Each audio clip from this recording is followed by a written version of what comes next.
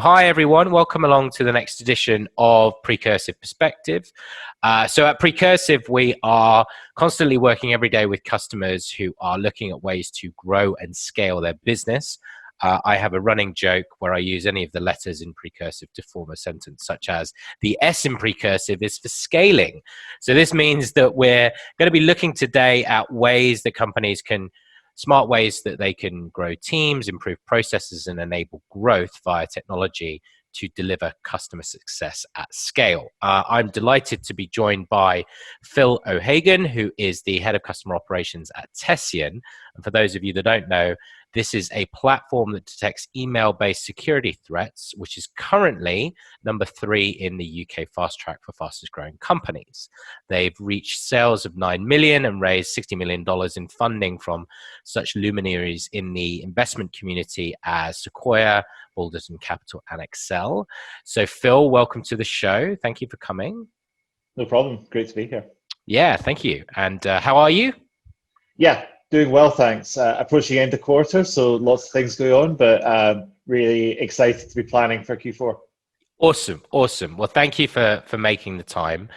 Good to see you again as well. So tell us a little bit more about yourself, Phil, and the scope of your role, and feel free to expand upon my brief intro of the business that you work for. Yeah, I'll start out talking about myself to be a bit sycophantic to start. I've been at Tessian approaching a year, and in that time, we've signed about 100 of our 300 customers. So scaling has been like a really big challenge and top of mind thing for everything that I do. And my role, I have the pleasure to work with customers across our customer journey in helping match our technology coming out of our product and engineering teams and get it into our customers' hands. So the 3 teams I run at Tessian are sales engineering, so helping the sales process with technical legitimacy. Our onboarding and deployment team, so once a customer has chosen to work with us, making sure that they are getting the value out of our platform as quickly as possible, and the protection. And thirdly, our technical operations team, which looks at community support, break-fix support, proactive rollouts of new technology, and really helping customers continue to get the most out of the platform moving forward. So really focusing across that whole journey from a technical side.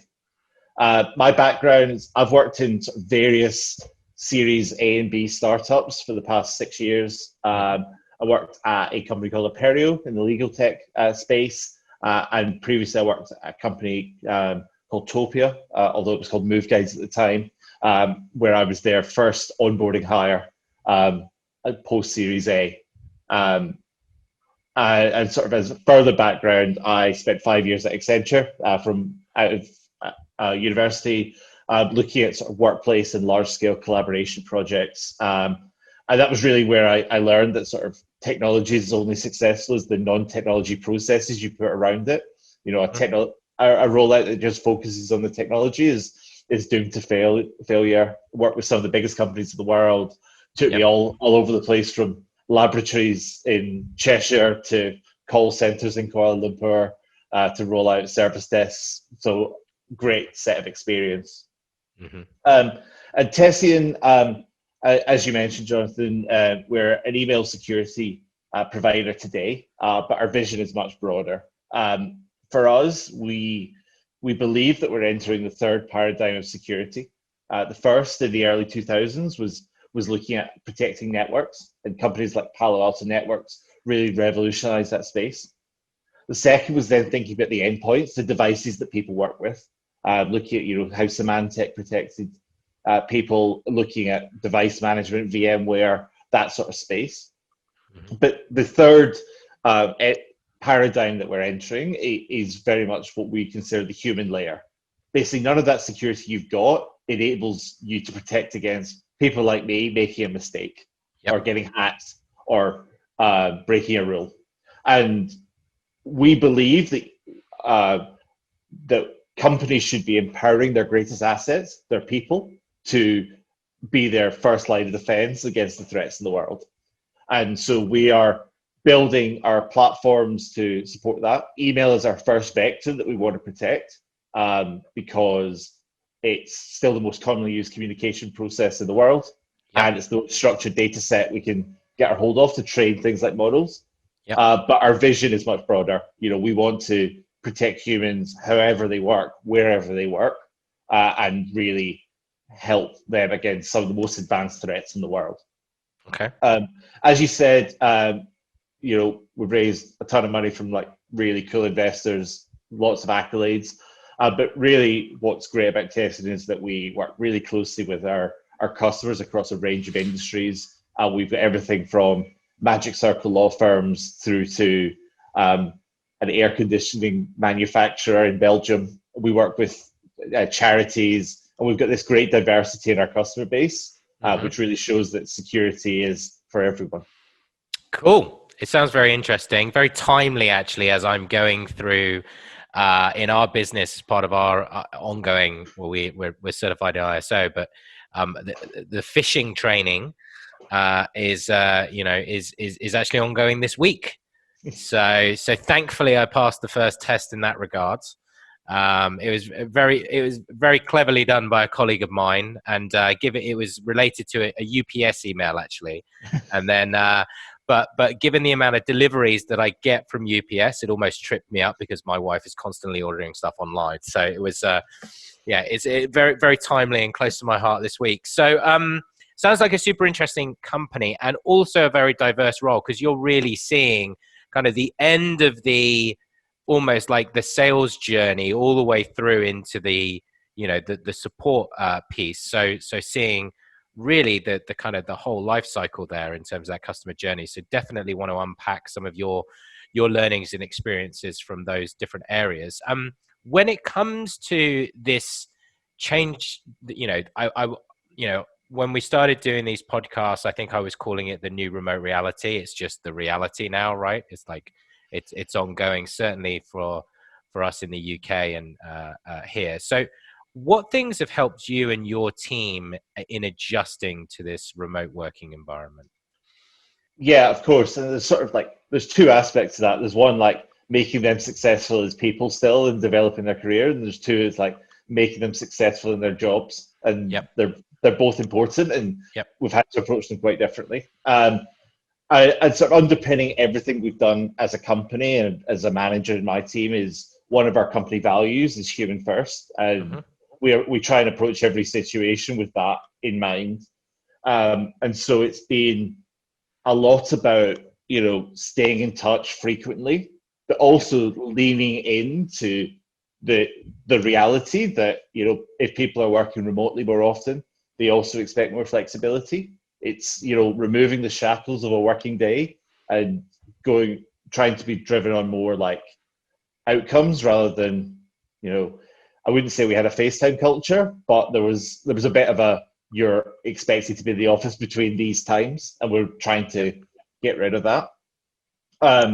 We've also really amped up like how, as a management team, we could do active listening. We've created a team people committee with some representatives on it to gather feedback on what's working and not working continually. We use Peakon to gather anonymous feedback on a bi-weekly basis. But also being like, really flexible in everything we do. And flexibility isn't just words, it's actions. It can be as beneficial as me saying, I'm offline for the next half hour because I'm going to the tip, which is something I had to do last week. But just showing people that everyone is enacting the flexibility. It's really easy to say, be more flexible. And people are like, oh, I didn't know if I could go to that yoga class at 4 p.m. Yeah. And actually living it in. Yeah. And that's also then like, we're in quite a challenging economic condition and beginning to helping show flexibility for our customers as well. We've seen a number of customers want to, have spending freezes or spending cuts, and being really like pragmatic from a commercial perspective to show flexibility in that perspective. I think in terms of being successful in the day-to-day job, one challenge we're still facing and like trying to do is getting like stakeholders to meetings, especially senior stakeholders. Yep. When you used to rock up at an office, it was much easier for someone to be persuaded to come and sit in a room for 30 minutes. Yep. But that's, getting time with senior stakeholders still remains a challenge. And from a customer success perspective, that obviously brings a lot of risk of not having those right relationships. So that's probably the one thing we've not cracked yet.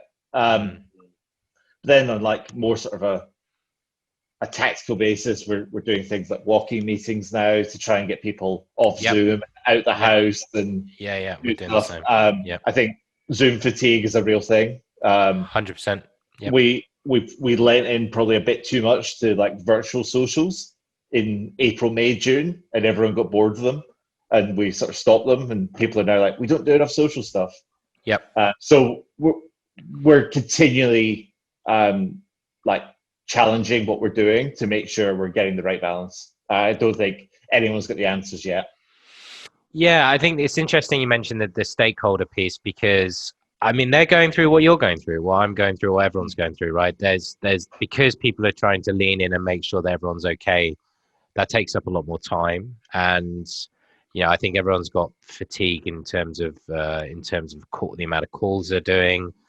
I'm not being rude to you, Phil, but I've learned that I need to look out the window more. So I moved where I was, and I'm very lucky in my house. I've got a garden, and I look out the window because I find looking at a screen all day is, it's a bit mind numbing. So I had noticed you weren't in your attic anymore. Yeah, exactly. Well, my wife is in the attic, you see. So she has. I've been demoted, but I'm getting used to my new surroundings now, so it's all right.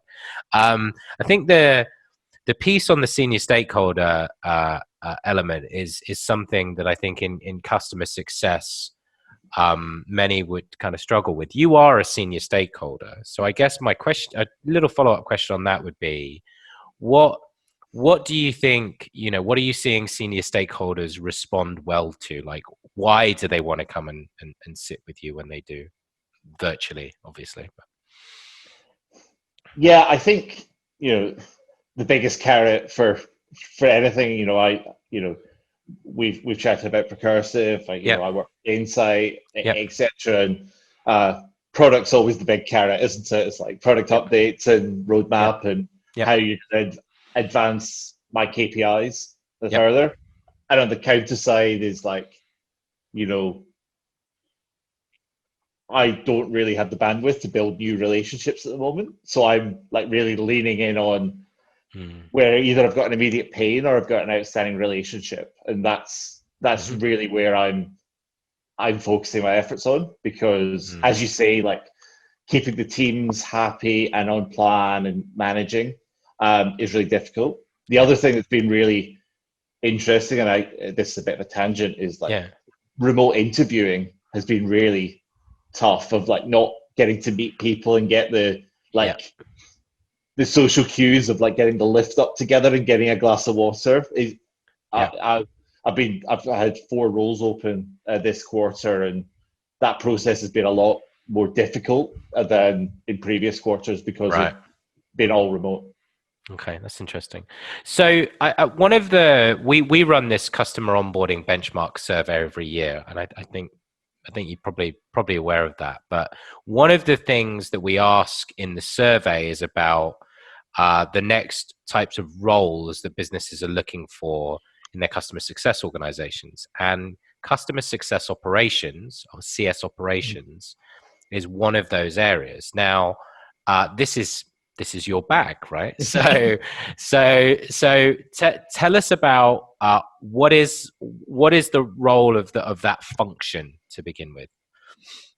Yeah, so fundamentally, customer success operations is all about improving the customer journey, and it's got to be customer centric.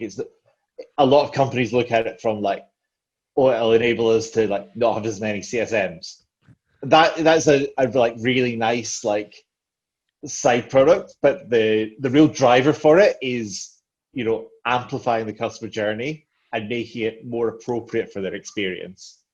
And how we see it at Tessian, and fundamentally the reason I joined Tessian, is that we see it as a force multiplier for the CSMs. Allow them to spend strategic time on strategic activities with customers, senior stakeholders, EBRs, product adoption, whilst relying on like the basics and the background noise be served to customers in a centralized manner. And that could either be, on a plate for a CSM to deliver, like an email template or a call to action for them to send out, or automatically. So things like NPS, health score, all the sort of rigmarole that traditionally was like a side of desk job for a CS leader actually is a different skill set to someone that runs a customer facing team. It's much like sales ops and much like marketing ops has become revenue ops. This is just the world like adapting to that. And, we're seeing similar in marketing with the evolution of the customer marketing. So we're back on. Sound cut out there, and as everyone knows in Precursive, there's always something happening on these podcasts, whether it's babies in the background, not like that they've just wandered off, but my wife will probably make an appearance in a moment. So I think where we were at was just talking about, like, as you were saying, it's like an evolution of the function, and it requires a different set of capability and skills because it's driving scale again. And as you talk about that force multiplier, right?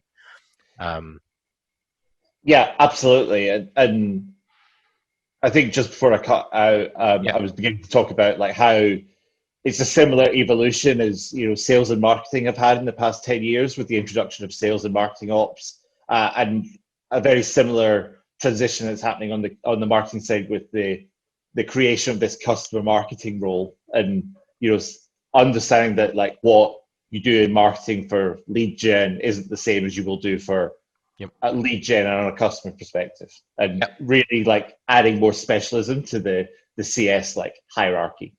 Yep. Okay. Cool. And why? So I think we've kind of covered this, which is like the reason why this is a key capability is that fundamentally it is going to help you scale in a scalable and repeatable and efficient way. Fundamentally, is that? Yeah, absolutely. So one, it's about we've gone from 200 to 300 customers in a year, and there's two ways you solve that. There's one, you just hire more CSMs and expect them to do everything in the same way, but fewer, like for more customers. Or you invest in ways that you change their role and make them more strategic and help our customers. I think traditionally the CSM role, particularly in early stage companies, is a bit of a dumping ground of like all the stuff that other teams of the business can't do, and you expect CSMs to upsell, to renew revenue, to build senior relationships, get case studies, get referrals, get people using the platform. And with scale, you need specialism, and just like get the CSM role down to the core fundamentals and drive things like, referrals, product experience through another team. Okay. And so that's what we look at. CS Ops covers my three teams, but it also looks at, predictive health score, NPS, all those sorts of beta programs, etc., to make sure that we're getting consistency in process and using our talent in the right way. Yeah.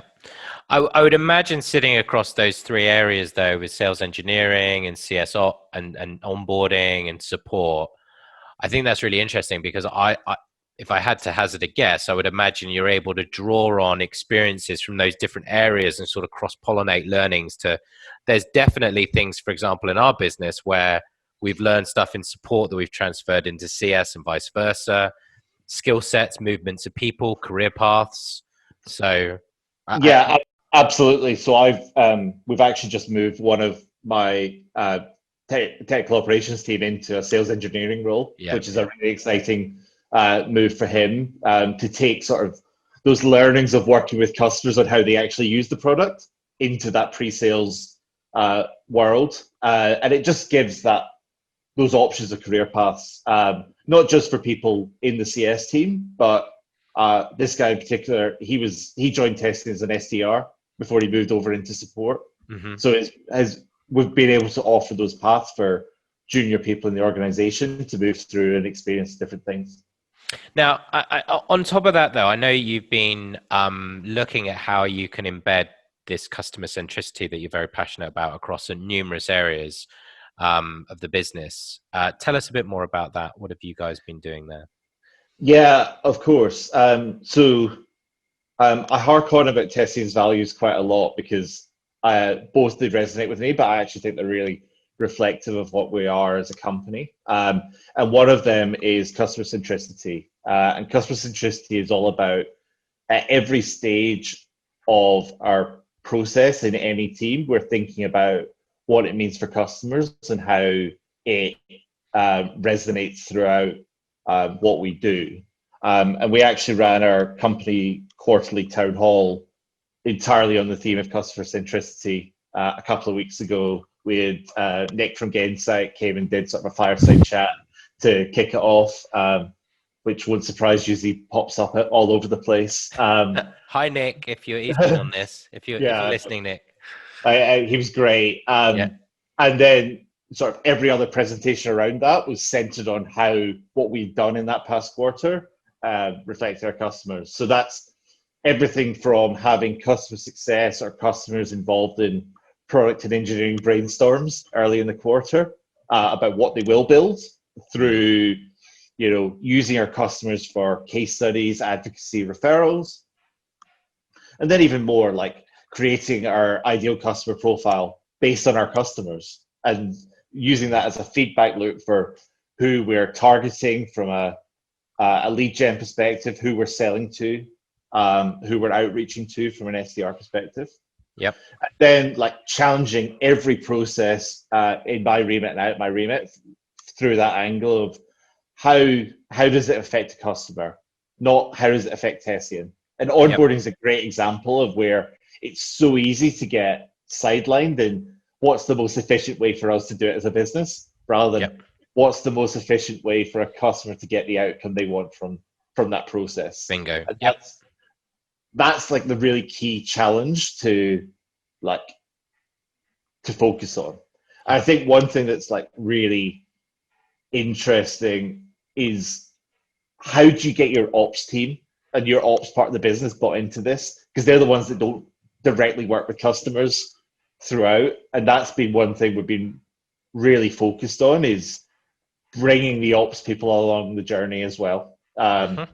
So one thing that's this as part of our OKR planning for next quarter, our people team are writing a blog on our diversity and inclusion approach.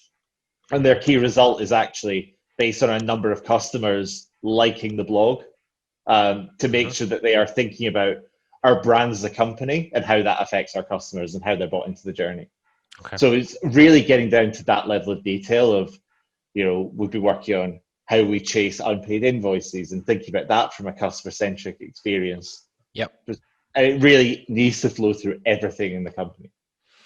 Very interesting. So I think I want to pick up on a few of these things, because these are topics that are also very close to my heart. So I think the customer centricity piece, it's hugely important. I think that the way that you simplify and humanize that, right, make it earthy, is kind of the way that I describe it, because it's very easy to slip into like not corporate speak, but like, you're saying the words, but you don't actually really mean it.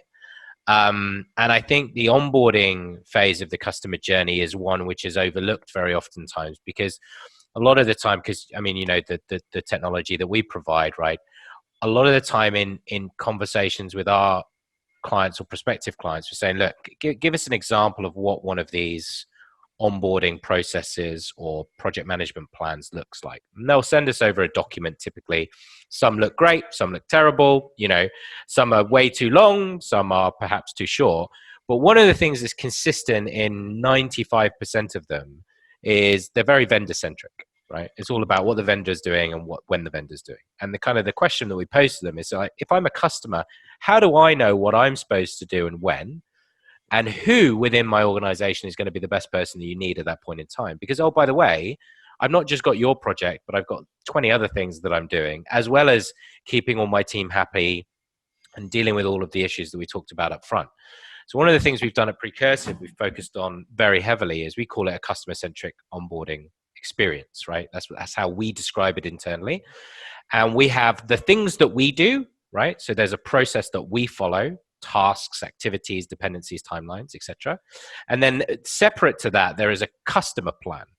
And that's shared with the client. We don't share what we do, we share what they need to do and when, and give them very specific guidance around kind of the skills and the knowledge that is needed. Because I think we're always very familiar with our own tools and our own templates and our own language and our own processes, but the customer isn't, right? They bought from you, but this might be the first time they're working with you.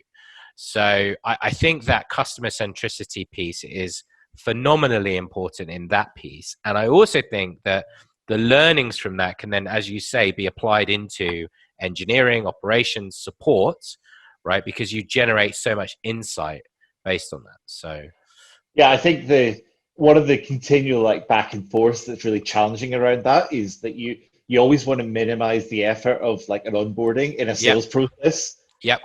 Whilst also being explicit about expectation setting and not ending up with that sort of dichotomy. Because realistically, there's always more to be done in onboarding than you'll say, and that's for a lot of very good reasons. But you'll normally focus a sales process around like the technical side of the onboarding and not the non-technical side of it.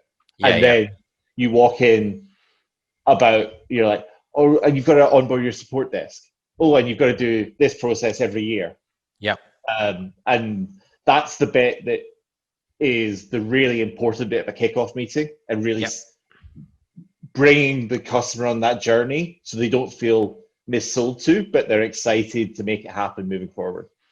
Yeah, I think actually it's an opportunity for companies to better differentiate themselves in the sales experience by being a bit more realistic. So it's not a case of saying, oh, this is going to be really hard, but it's more credible, in my opinion. Like if you're selling to me, it's more credible, in my opinion, to say, look, let's divide this out. Let's say there's these technical elements which are really important, and I want to zero in on these things because these are the bits that you could get tripped up on.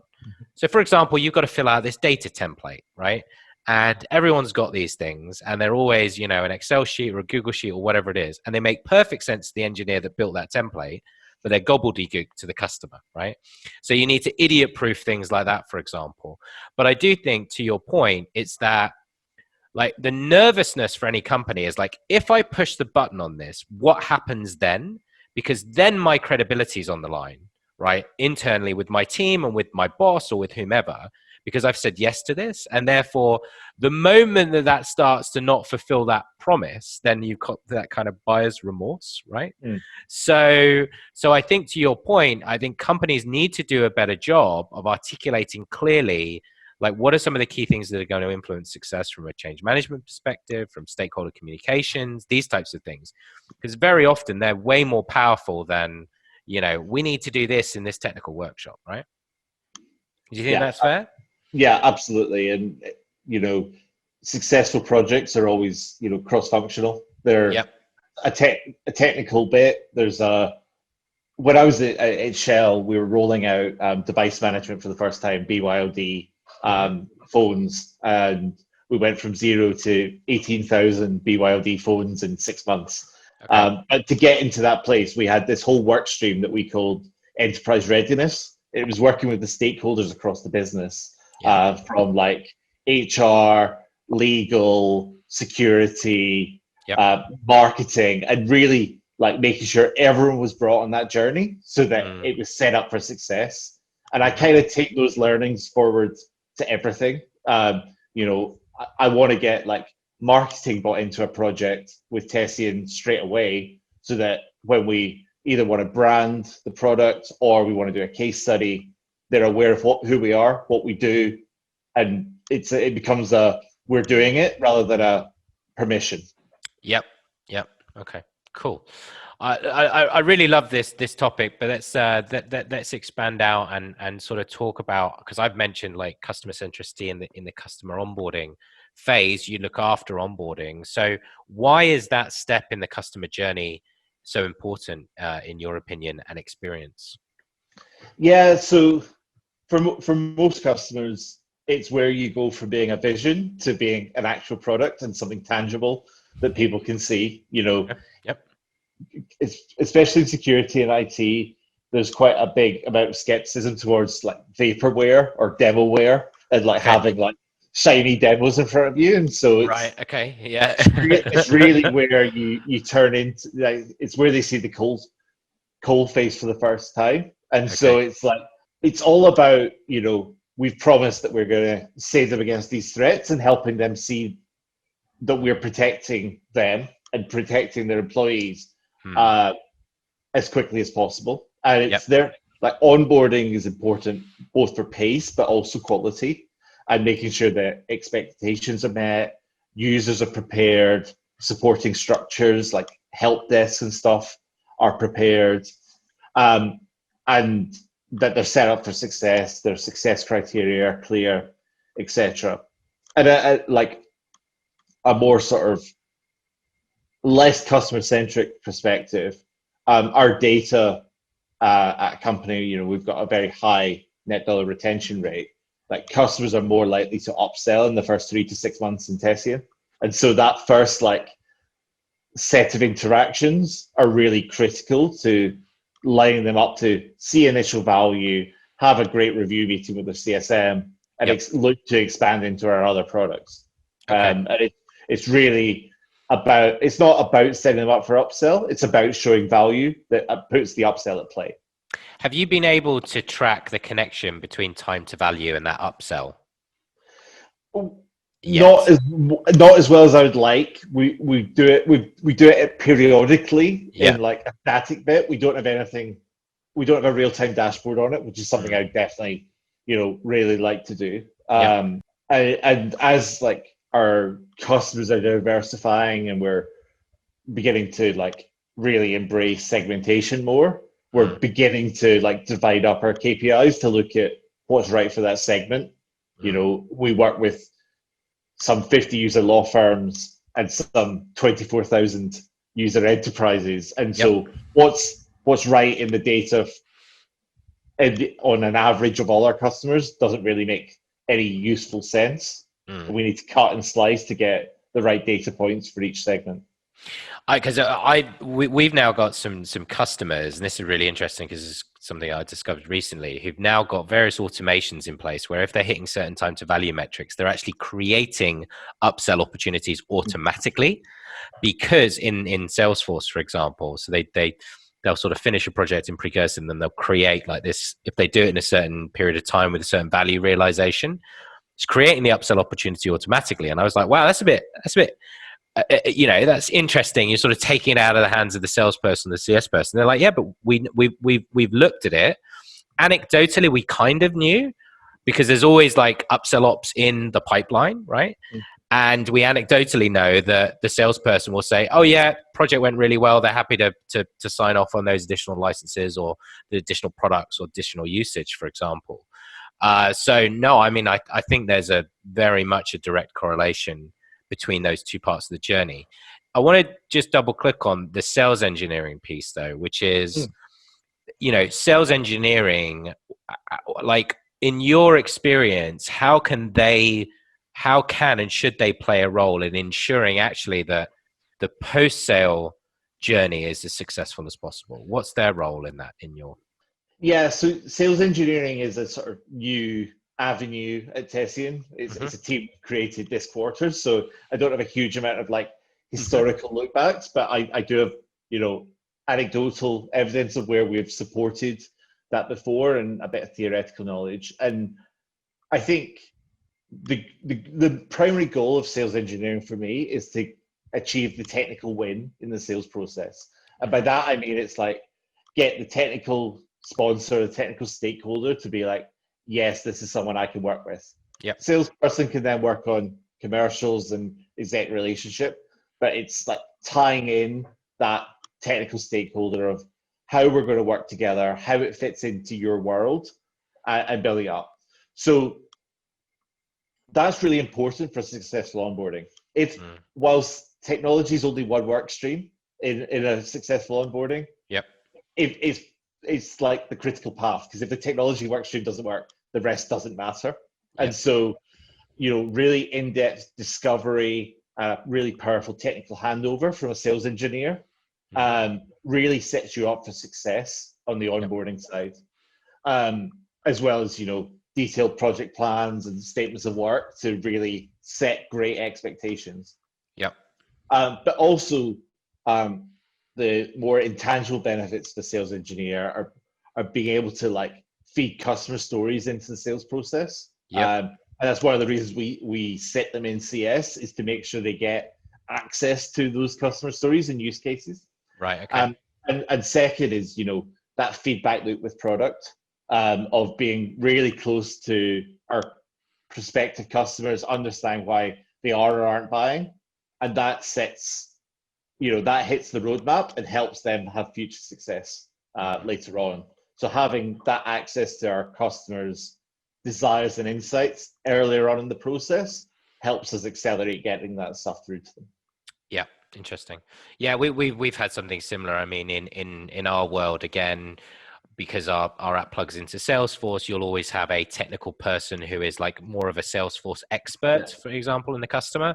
One of the things that we did was we have people in our team who are certified in other Salesforce products. So for example, Sales Cloud or Service Cloud. Sales Cloud is their CRM product that sits in front, and Service Cloud is generally the service and case management piece, which is an oversimplification. Apologies, Salesforce, but the other side.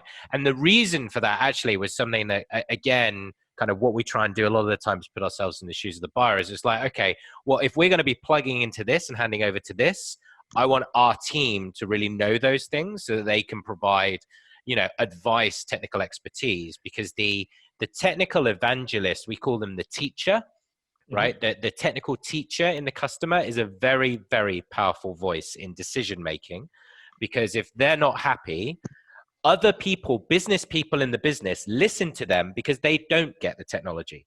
So if Mr. or Mrs. Teacher is saying, no, that's going to trip us up, that's a really difficult thing to overcome. So it's almost tantamount to a veto in a lot of organizations. 100% agreed. They're not people that they'll influence a purchase, but they won't necessarily guarantee a purchase, but they can almost guarantee a block of we can't work with them. And so they're an incredible stakeholder to build rapport and relationships with. Absolutely. Cool. Well, look, we're at the time, so I greatly appreciate you taking the time to join us today, Phil. Definitely, I love the thread of the conversation. Definitely different to different to what I've talked about with others, and we are constantly trying to make sure that these conversations aren't samey. So thank you ever so much, because you've brought a different lens to it, which is fantastic. Super cool company, and sounds like you're really building a scalable machine there across a number of different departments, really centered around customer success. And I think for anyone listening, that focus, what's really powerful for me is, values and customer success being at the core, not just of the customer success team or the sales team, but of operations and sales engineering support, which again, for anyone, picking this up, if that is not a core value for your business, it really should be, because again, it just empowers the whole organization to behave in a much more effective manner over the long term. So thank you ever so much for joining us. I hope you enjoyed it. Yeah, very much so. Really good to catch up, Jonathan. Awesome. Good to see you, Phil. Thanks ever so much. Cheers. Cheers.